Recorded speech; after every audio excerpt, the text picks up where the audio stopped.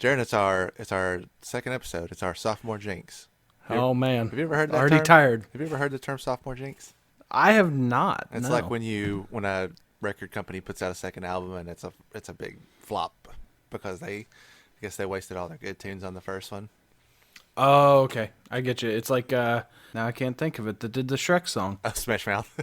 It's everything Smash Mouth has done. It's been just all everything. Now, have you watched the movie Rat Race? Just to get off base for a second. Yeah, let's immediately go off the rails. Yeah, I've seen a Rat Race. They aren't. Isn't Smash Mouth the band that plays at the end? Oh Lord, I said I've seen it. I didn't mean I watched it. I know it very well. I'm pretty sure it's Smash Mouth that plays at the end at their big like charity concert or whatever it is. What do they play? All Star? Yes. Huh? So they got their money's worth out of it, huh? Yeah. They got it from Shrek and some Rat Race. So Here's now to get here's off the, track. Here's the thing about that. How much money do you think you could possibly make off of that one song versus how much it almost certainly destroyed your career later on? That's true, but like the thing is, I would rather be a one-hit wonder than nothing. No, that's fair. You know, we're gonna be the Beatles, but no, you're just Smash Mouth. Anyway, welcome to our Smash Mouth podcast. It's called Yeah. Shrek. It's called Shrek Fans for Life. Poor Smash Mouth. I do feel bad for them. They're forced to perform the same song everywhere live at Guy Fieri restaurant openings.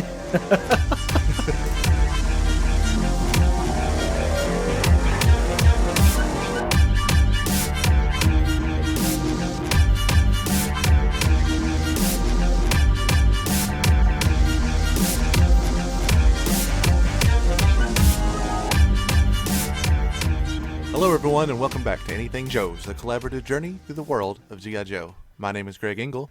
And I'm Jaren Decker. And we'll be your host today. So we have three topics to talk about today, and they're all pretty current topics as opposed to our primary episode, our pilot episode, which was a little bit more about the history.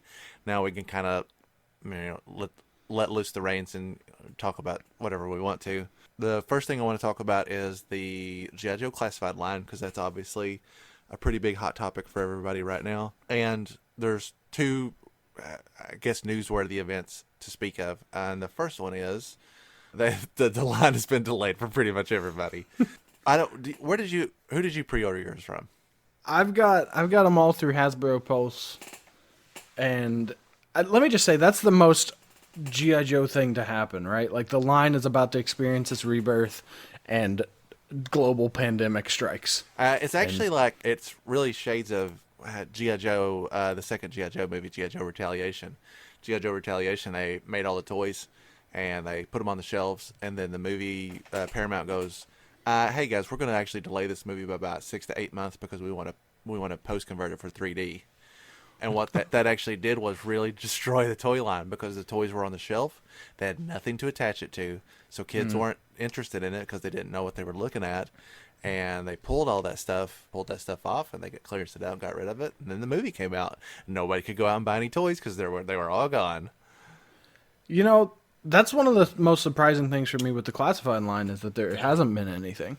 I mean, I know there's the movie, the ever elusive movie. Yeah, but so I mean, I think that the Snake Eyes movie is probably is supposed to be the biggest draw. There is still like a rumor going around that there will be a separate or perhaps like connected line to the movie because that does make the most sense.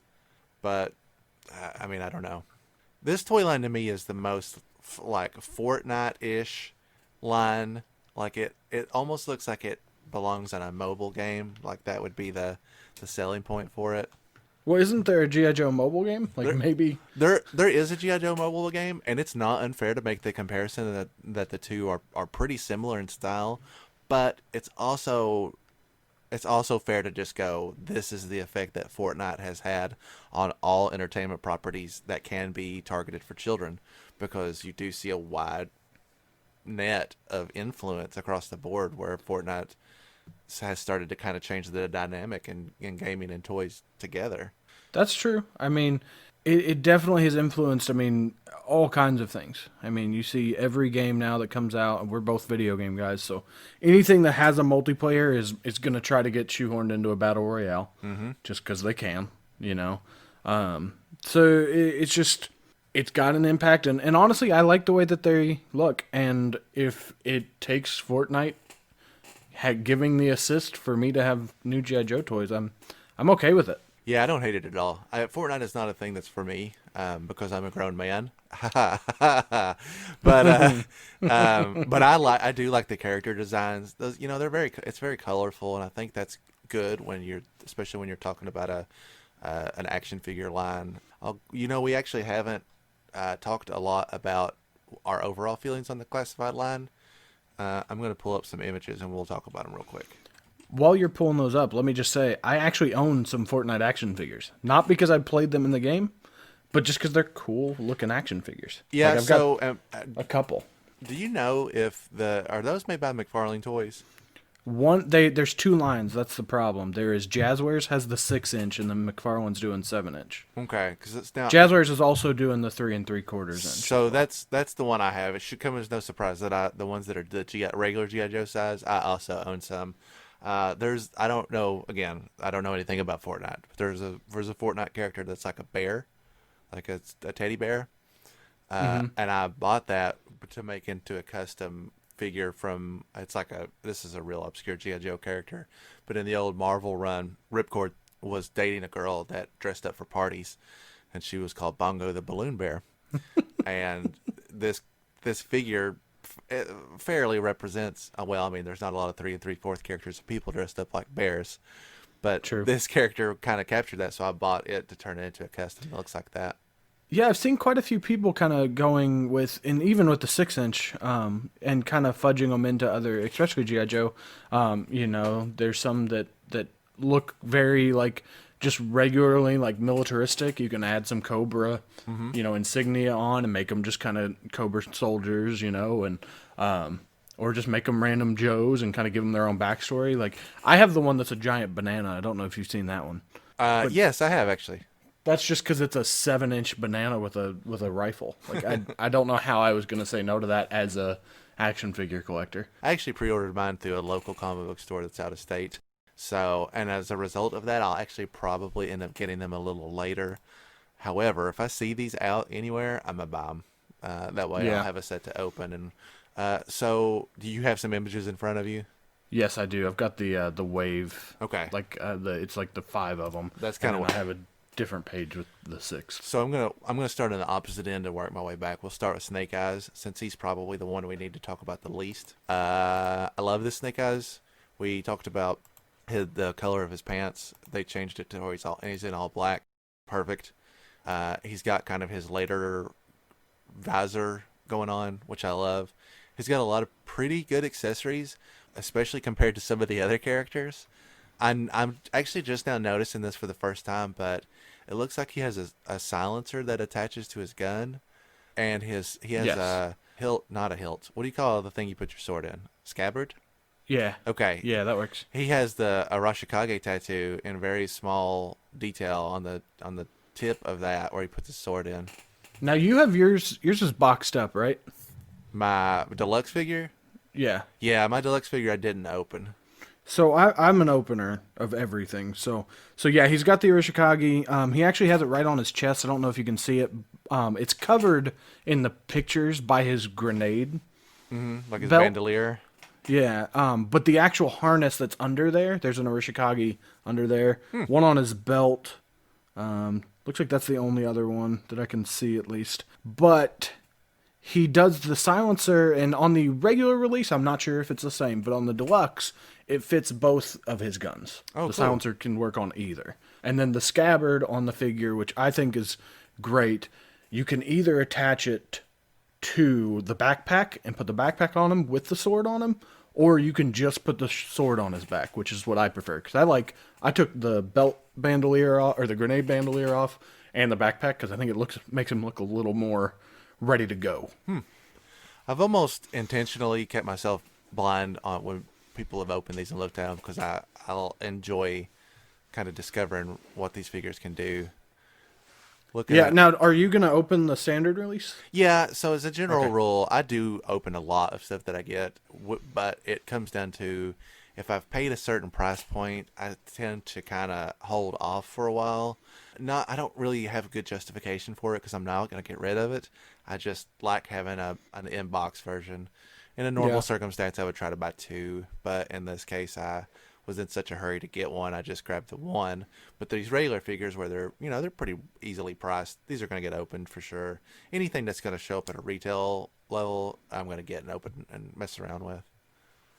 Yeah, I just hope that they're actually plentiful. I hope Hasbro doesn't do what they do with a lot of theirs and like just slowly trickle it out so then scalpers grab them. So now that I'm looking at these close-up pictures of an open one, he does have that logo on his belt, and he does have a little logo on his chest.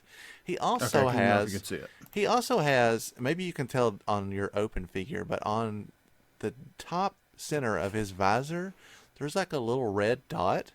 Yeah, he does not have that in the deluxe. Very. I don't know what that's supposed to be. I mean, it's the same color as the Arishikage logo. It's just like a centered red square or half a square. Weird. Yeah, and it looks like You think that visor it comes looks off? like honestly, it might I bet it. because it doesn't look the exact same as the deluxe release. Oh, I don't know. It might just be. I don't see even a mold there.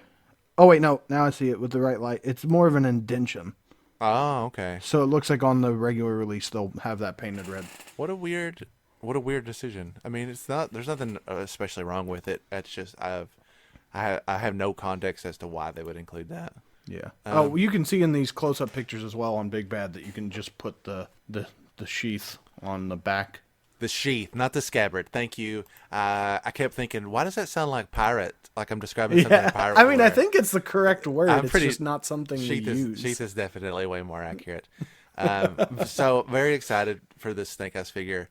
You know, a lot of people have been giving these figures some crap because they have that like cut in the chest that enables them to kind of bend forward, and that's not an unfair criticism. I don't hate it. I think it's more of I just accept it. But I collected Marvel Legends for a long time, and that was a pretty big standard for them as well, and it doesn't really bother me. The thing that I don't understand though is they also have a socket in there, so he can get decent bend without having to move that. Mm-hmm.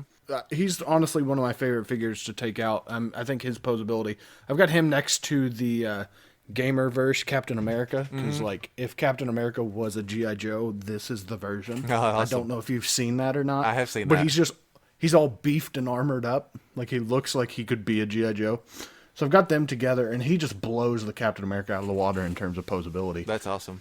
Because, I mean, it seems like they're taking the best, for the whole line at least, they're taking the best articulation from each line that they have, from the Black Series, from Legends, from the Power Rangers, even from, heck, the Overwatch line that they had for a little bit there, for a couple days. And they're putting it into this. Because, I mean, there's not a decision other than that kind of mid-torso bend that I think is not the best possible option. And even that doesn't bother me, except for in very select instances where I just think it looks bad on the character. Yeah.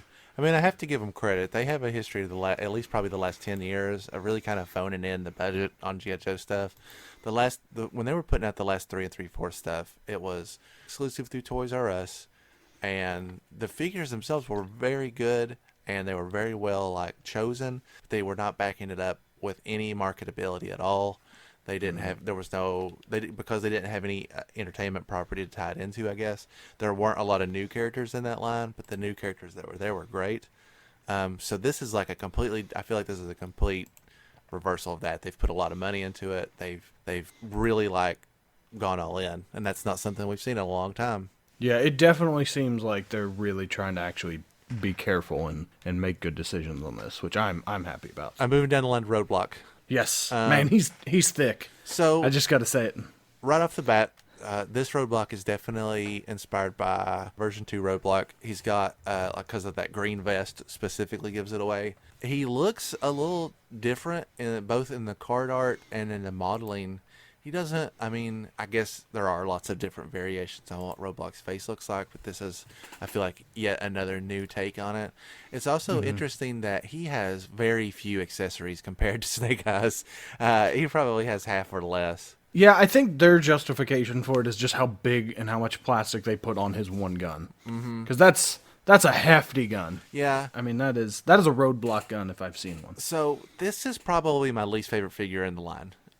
Really? Yeah, and I don't hate any of these figures. Here's what I do like about this figure. It's pretty simple. Don't like them when they're weighed down or they're too complicated. I like that they went with the version 2 style and they kind of modernized it a little bit. It looks more like he's wearing like a vest, sort of.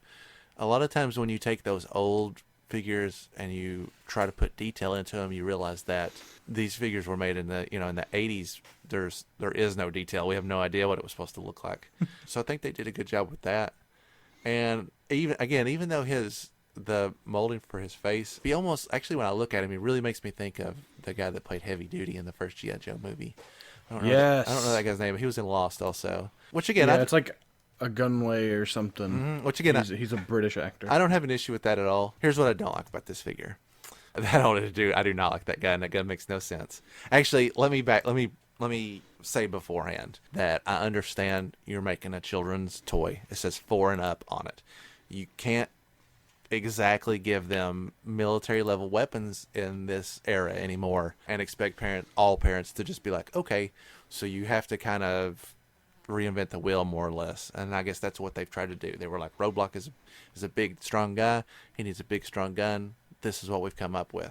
If you were to guess what this weapon it would be called, or what kind of projectile it fires, what do you think that would be? I mean, I think it has to, like, it almost looks like a Halo gun, honestly. Like, it looks like a pulse rifle or something. Yeah, I could kind of see like electricity going between the two prongs at the end and firing something off. If you look at the card art, it's like kind of got a bluish glow to it that kind of backs that up. Mm-hmm. But it has a mag. It looks like right behind where the handle is, the underneath handle, that makes it look like it's trying to be like a actual like light machine gun.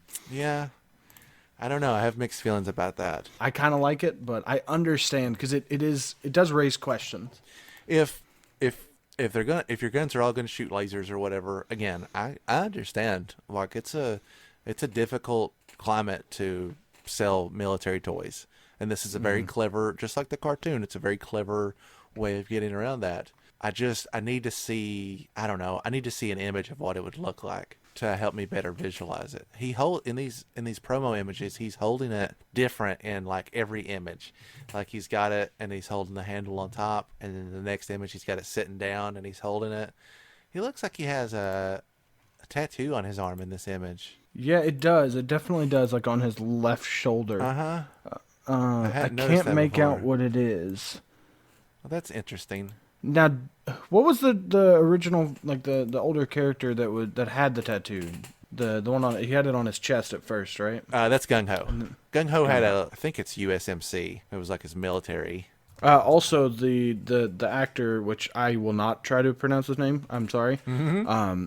He also was Killer Croc in Suicide Squad. Oh, and that's why we haven't seen him since. Yeah.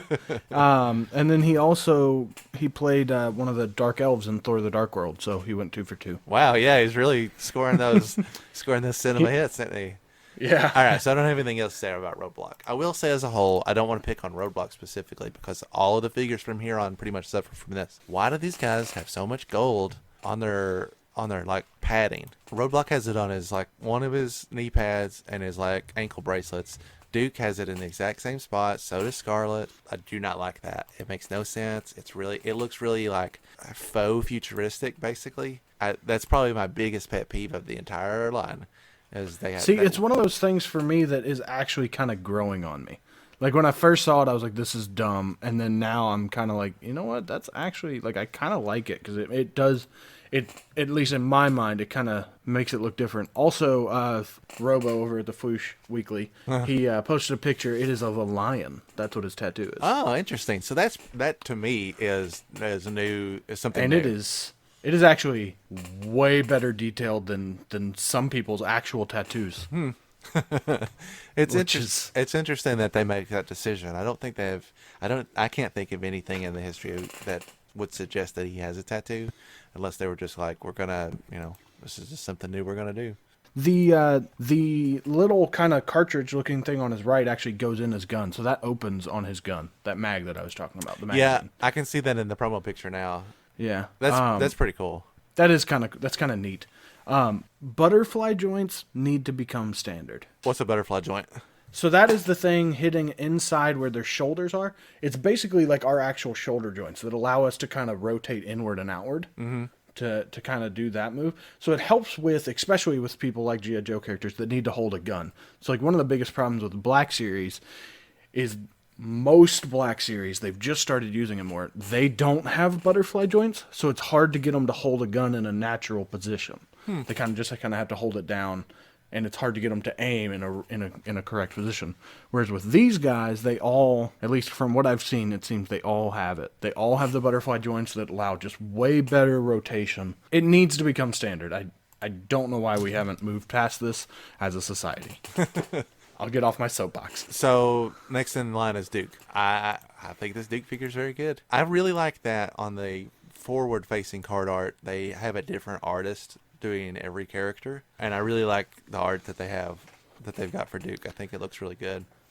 Yeah, I actually really enjoy that. I think it's a good way to kind of pay homage to kind of where G.I. Joe has been, but also to push it forward. Mm-hmm. Duke is the one that when he was the one when it first got announced that I was like, I don't like it. I just think he looks too bland and generic. But then now as I'm looking at him, like every time I look at him and talk about him, I'm like, okay, he actually looks really cool. Please give me him now. Yeah, his pants are a slightly darker color than I would have expected based on his original figure. They've taken the basis of the version 1 Duke, and they've only tweaked it ever so slightly. I think it really works. I like his accessories a lot. Again, he doesn't have as many accessories as Snake Eyes does, but everything he's got makes sense. He has a backpack that is a very similar throwback to old school G.I. Joes. I think his gun looks really cool, except it has gold trim on it for some reason. I will say this, though. That gun looks a lot more like an actual military weapon. And yeah. And if you were to tell me that's why we put gold on it, I would be like, okay. I mean, I get it. I don't know if that's the real excuse, but I mean, it has a side. It has like a stock barrel. It looks good. He's got a little pistol that he can tuck away, and I don't know what that other little thing is that's in the bottom corner there. It almost looks like a little canteen or something. Oh, it's binoculars. Oh, it's in okay. The close-ups. Oh, yeah. Or like a rangefinder or something. Yeah, so I like stuff like that. And if I'm not mistaken, when I was watching one of, I believe it was Toy Bro that reviewed it. Shout out to Toy Bro, local guy. It does. It goes on kind of his back left hip. Huh. It can click into his belt. So everything he has can fit on or with him. Which is great. Looking at these out-of-box pictures, they gave Duke classically nowadays has a scar on above his eye, and that's supposed to be a little nod to the older figures. They had, like we talked about, they did some trademarking, and one of the ways that they had trademarked the figures was that he had a scar, and the original Duke did not have that, but later versions of them, they've added that to him. Obviously not for trademark purposes any longer, but that's supposed to be a throwback to that era when they gave him a scar. So if anybody copied their mold, they go, well, you gave him a scar the same place we did. That's obviously ours. The out-of-the-box pictures for these are really good. The only thing I don't like are, hey, those knee pads look real dumb. And he also has, on his knuckles, he has, like, red. Yeah. The one that, on his other arm, he's got, like, a wristwatch. That's fine. But it almost looks like he's wearing, like, brass knuckles. They're really odd. Yeah, that or, like, if he, like, taped his hands would be the only thing I can... Like if he had like a grip tape or something on it. Yeah. It looks like he has them on both. I don't know. I just don't see the exact purpose of that. When you look at these knee pads from the side, as I am now, it's even more obvious that they're not like part of the regular outfit. He's legitimately wearing some kind of armor. There's even like straps that suggest that he's like, I don't know. Like they could just go on top of his pants. I do not like those, yeah. It's like he's wearing shin guards in soccer. Yeah. Like he just was like, you know what? Let's go get these bad boys. They'll look cool. If it was just one figure, I might be able to shrug it off, but they all have some variation of that. I do. Yeah. I also do really like the way they've got his hair styled. It's got this like real, I don't know, it just screams like an authentic military, but for the modern era. Yeah. It seems like it has a lot of detail in it, I guess, is what I'm getting at. Yeah. If you look at the picture, and if those of you listening pull it up, the one of him like kind of pulling open the chain link fence, that posability is just beautiful. Like the fact that he can actually kind of kneel and not look like super like he looks like he's gonna fall over.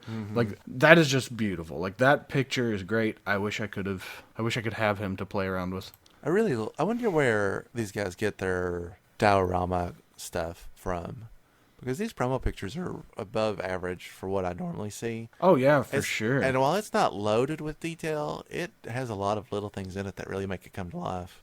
Yeah, as a super amateur toy photographer, this is just beautiful. Like the depth of the pictures, the minor details, the poses. Like it's just I it's mean, great. they have debris scattered on the ground. There's like little tiny security lights. If you look at this one where he's posing behind a barrel, you can see that they've made a new logo for Mars Industries. Mars is Destro's weapons facility. Okay. So there was like a little, before we saw Destro officially, there was like a little nod to that. Well, and like you said, the debris on the ground, like it's just scattered. Like it looks like he has been just recently in combat. Yeah, I like this. Even the haze, like the foggy look. Yeah, I like this figure a lot. I think this is one of the best looking figures in the line, with the exception of the next figure, which is Scarlet. This figure is my favorite figure in the line. It's no secret that I gravitate towards the female figures in this line, partially because there aren't that many of them, but also because they all seem to have their own, like, I don't know, style and character, and Scarlet is one of those premier characters. She's one of the OGs, and in Renegades, she was the leader of the team. I think she's a great character.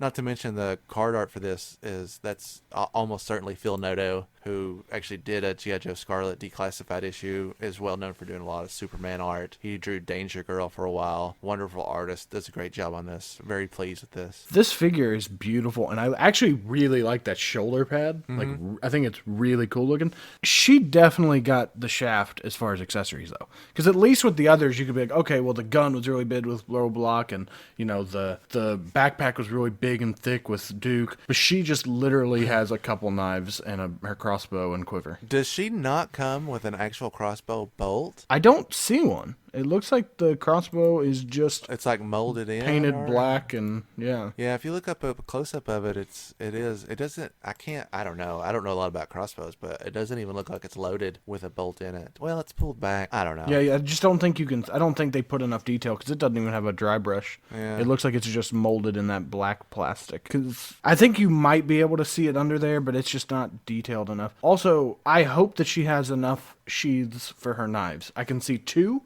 but I want her to be able to hold all three without having to have one in her hand at all In times. this action shot, she's wearing, it's not quite a backpack. It's almost like a harness or something that she wears on her back. Quiver. Yeah, she has, I guess, one single molded thing of bolts that don't come out, it looks like. Yeah, and that's where two of the knives that I can see go. I can see one on the back and one on the front, which I think looks great. I guess the third one is intended to be in her hand. If you look at the knives, two of them are identical and one of them is not. So yeah, probably the smaller one of the three is the one that they just keep in her hand. So let me back up and say what I don't like about this figure, besides the things I just mentioned. And the gold. I don't like the gold. That I will give them credit. The gold that's used in this is a little bit more organic with the figure. It doesn't look like she's wearing a separate piece of equipment. And so they decided to counter that by putting it in even more spots.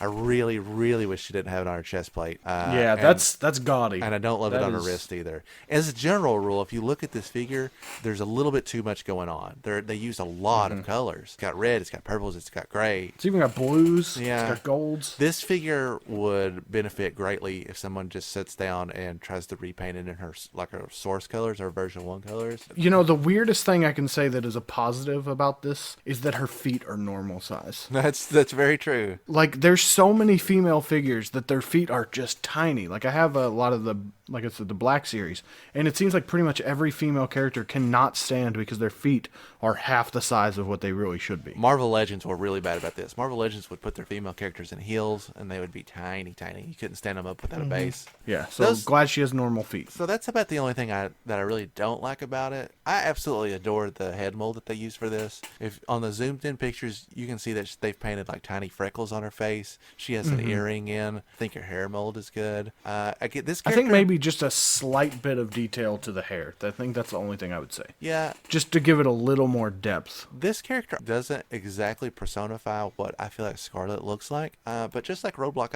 I'm pretty much okay with it. It's just like I don't know, it's like Ultimate Universe Scarlet.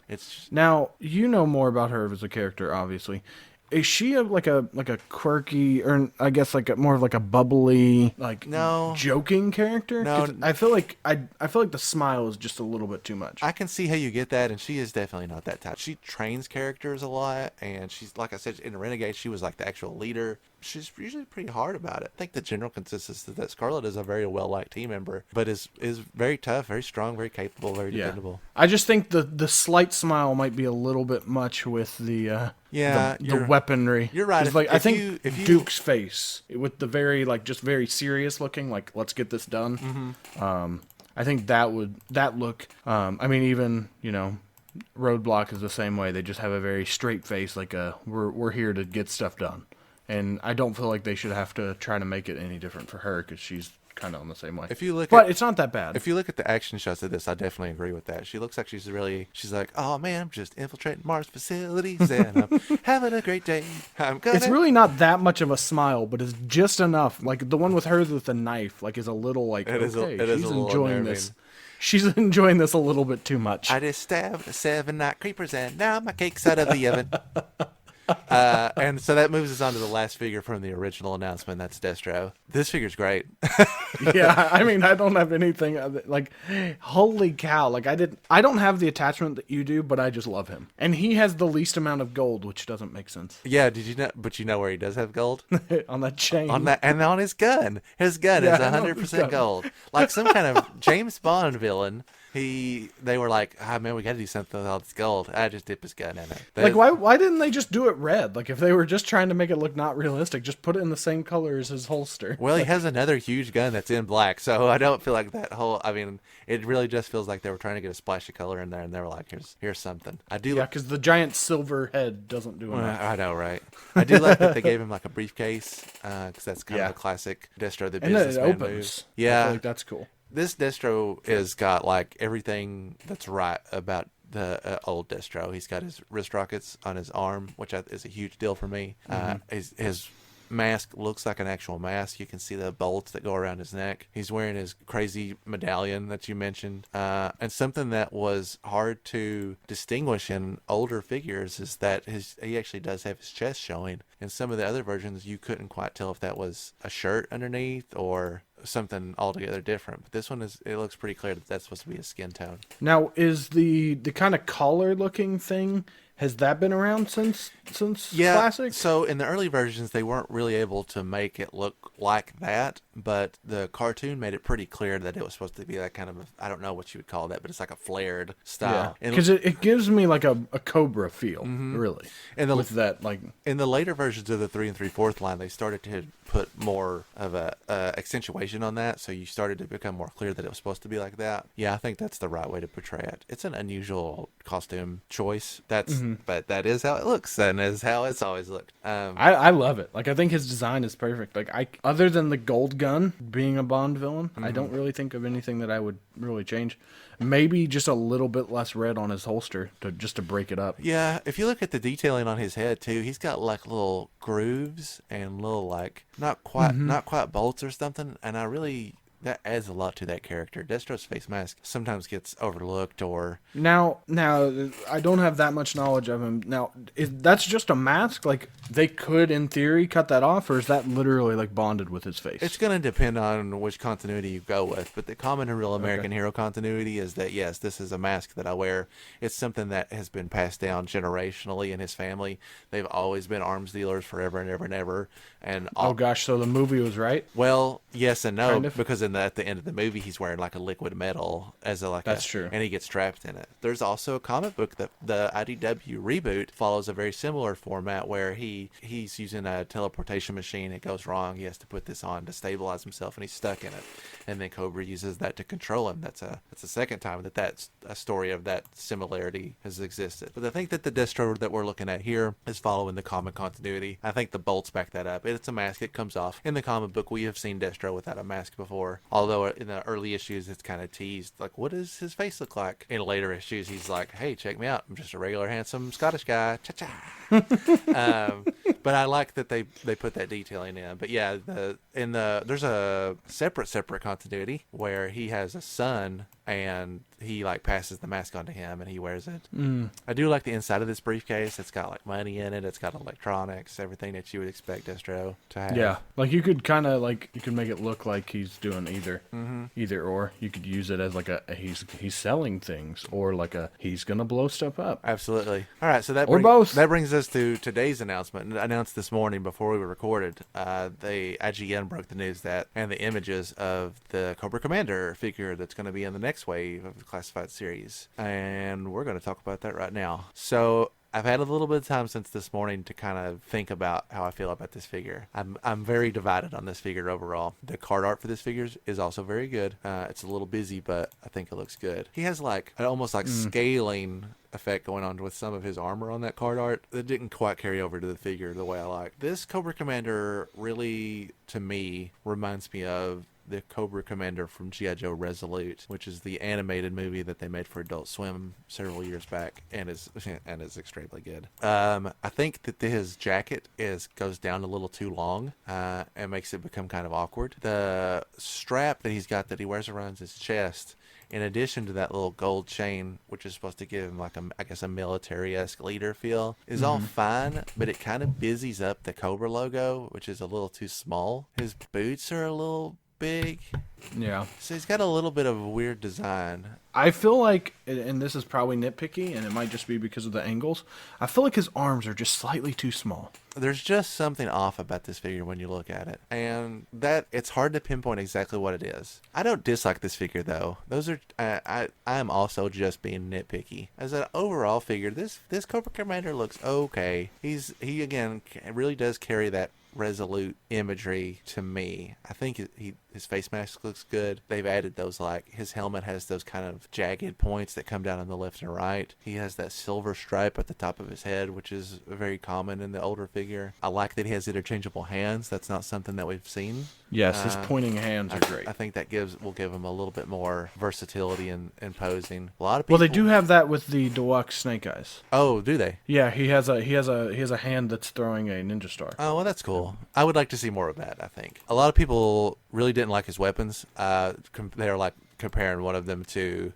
an umbrella, and then that weird flintlock, which looks like kind of like a shipwreck gun, is also kind of an odd choice for him.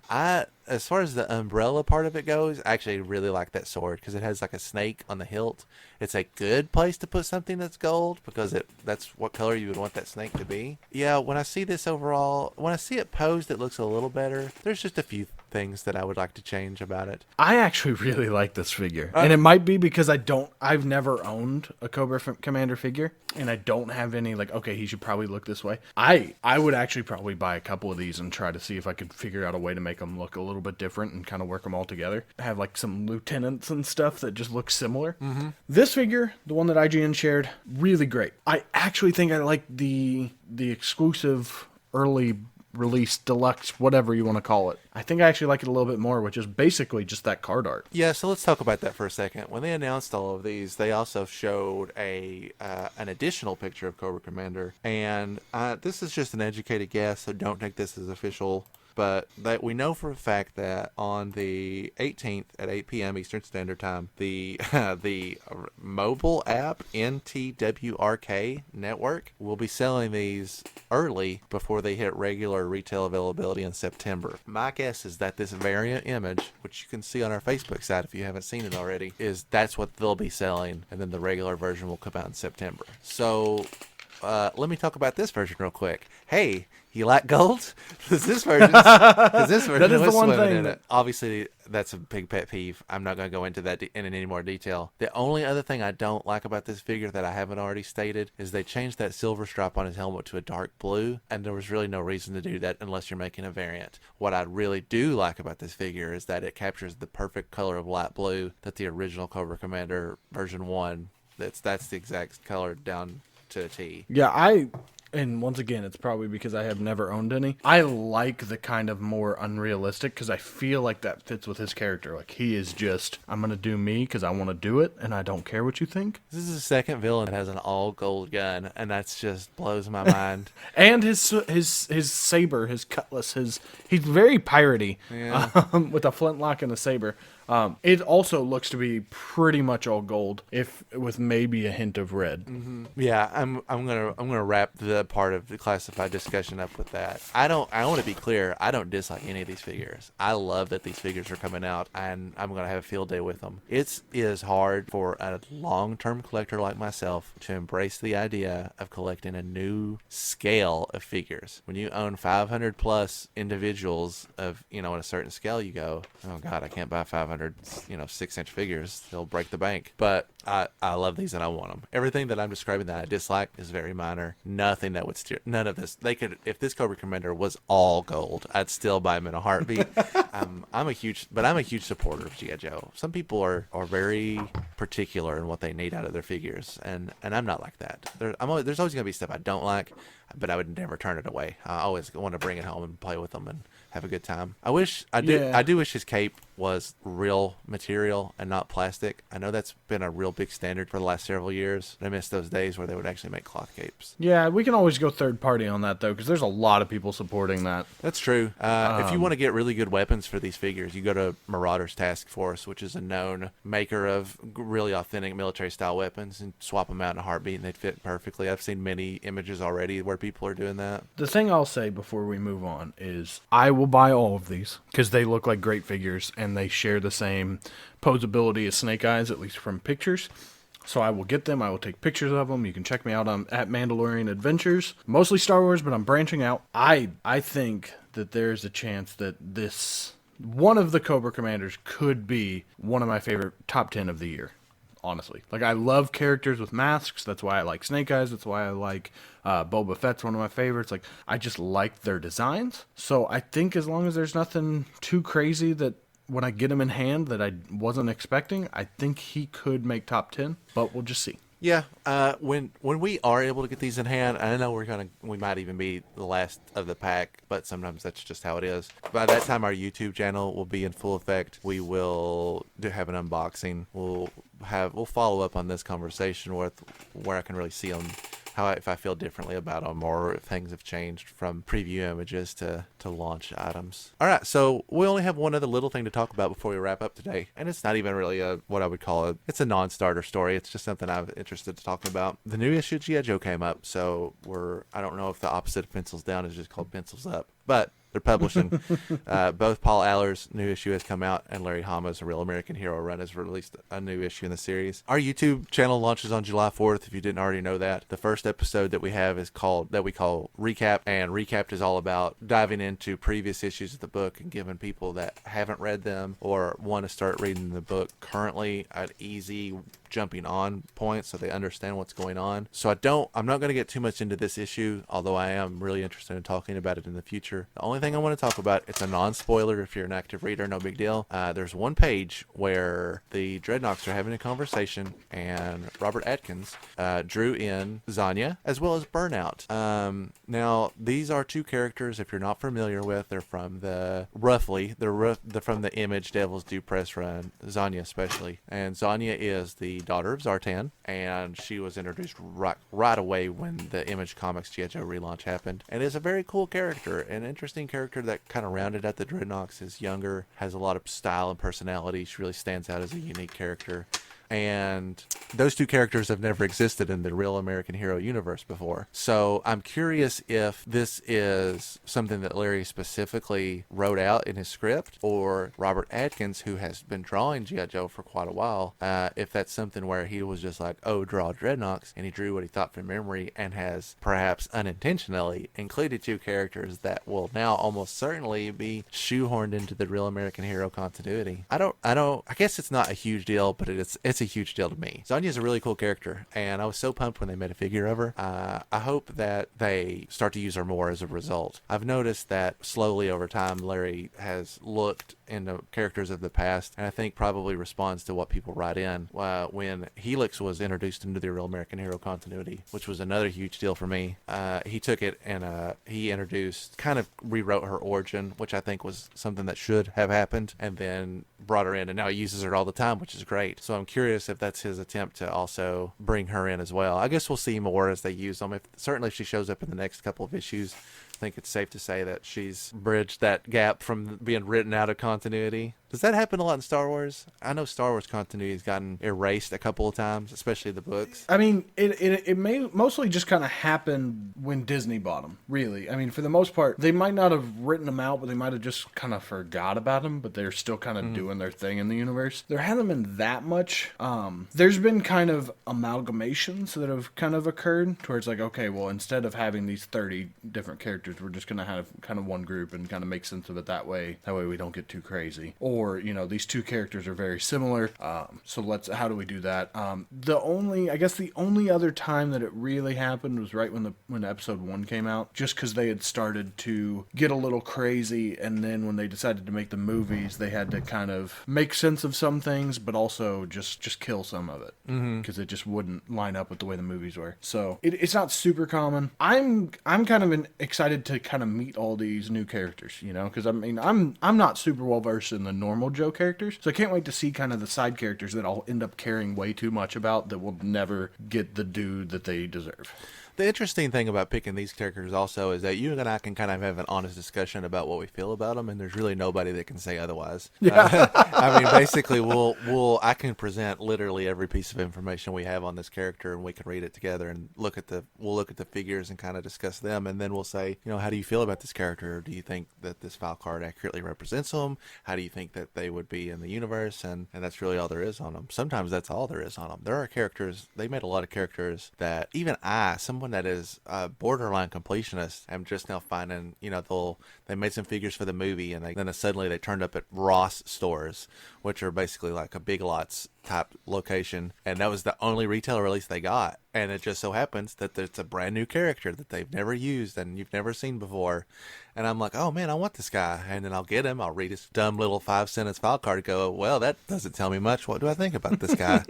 So yeah, I'm excited about doing that stuff as well. I've picked a character that I think will be very fun to talk about, and will also be relative to what's going on in the G.I. Joe universe. Somebody that has not been used in a long time that is kind of coming into the spotlight now. So I'm looking forward to discussing that as well. You know what? I think that's it. Jaren, do you have anything else to add? No, I mean, I've enjoyed talking about this. 6-inch collecting is kind of where my niche is, I would say. Yeah. At least where the knowledge that I have is. So it's kind of fun to use a little bit of the stuff I know about to kind of talk about something that I don't know that much about. And then you kind of fill me in on the gaps along the way. Talking about the 6-inch line really helps me kind of like tide myself over while I look at all the other people that somehow mysteriously managed to get theirs in the mail. I know. It makes me annoyed, honestly. So, I've went to eBay a couple times to be like, okay, how much am I going to have to do? If you're out there and you have received these figures and you've opened them, or you have them in hand and you have some thoughts on them, please drop us a line at anythingjoespodcast@gmail.com. I'd love to hear some firsthand information on them while I sit and stare at my screen, cut out little paper craft dolls of them and play with them. All right, so that's going to do it for us today. Thanks so much for joining us. Don't forget that our YouTube series launches on July 4th. We're very excited to share that with you. We've been working really hard on it. And that's it. Thanks again for joining us here today, where anything's open for discussion and anything Joe's.